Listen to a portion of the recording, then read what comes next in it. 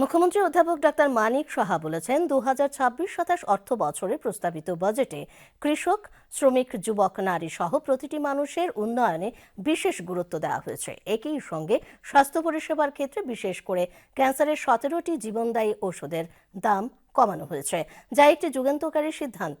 আজ আগরতলা টাউন হলে বিজেপি যুব মোর্চা আয়োজিত বাজেট সম্মেলনে তিনি এই কথা বলেন। সম্মেলনে অন্যদের মধ্যে উপস্থিত ছিলেন বিজেপি রাজ্য সভাপতি সাংসদ রাজীব ভট্টাচার্য, প্রাক্তন সাংসদ রেবতী ত্রিপুরা, যুব মোর্চার রাজ্য সভাপতি বিধায়ক সুশান্ত দেব প্রমুখ।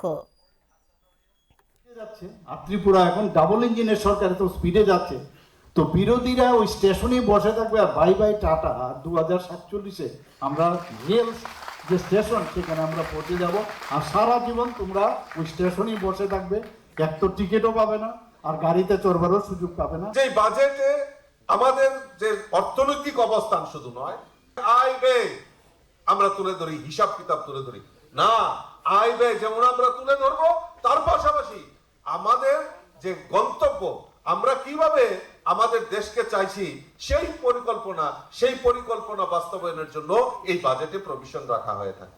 উত্তর পূর্বাঞ্চলে আমাদের সেমি কন্ডাক্টর, আমাদের আসামে আমাদের এই সেমি কন্ডাক্টর হাব তৈরি করা হবে, যেখানে আমাদের এই ত্রিপুরা রাজ্যের ছেলে মেয়েরাও সেখানে রোজগারের জন্য যাবে, আর তাতে আমাদের অনেক অনেক সুবিধা এই উত্তর পূর্বাঞ্চলের জন্য একটা আমাদের একটা রাস্তা খুলে গেল।